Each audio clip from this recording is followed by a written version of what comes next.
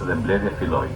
Gjatë diskutimeve të prindërve dhe arsimtarëve, u urrit brengosje e madhe për situatën e këtë shkollë dhe në krahir, e në veçantë për tejkalimin e autorizimeve të milicisë, si dhe pranisë e tyre në uborët të shkollave.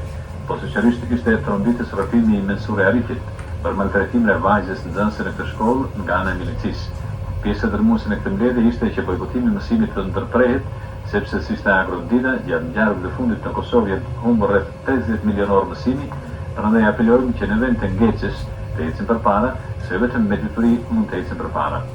Në emër të prindërve dhe arsimtarëve, grupi punues formoi kërkesat në të cilat theksohet heqja e gjendjes jashtëzakonshme që të mos ndryshohet orari i ndrresave mbi baza nacionale, të ndërprehen sulmet agresive për mbylljen e Universitetit të Prishtinës, të vendoset dialogu i hapur me alternativën, të ndërprehen etiketimet si bie fjala nacionalist, terrorist, majmun, Hannibal e tjera.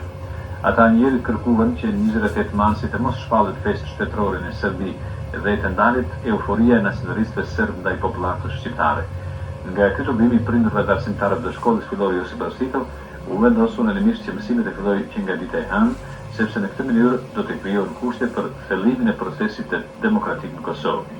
Në këtë mbledhje nuk morën pjesë prindërit e as arsimtarët e nacionalitetit serbo-malazez, edhe pse ishin të ftuar. Ftesës për mbledhje nuk ju përgjigjën as përfaqësuesit e organeve komunale e as ata krajinore.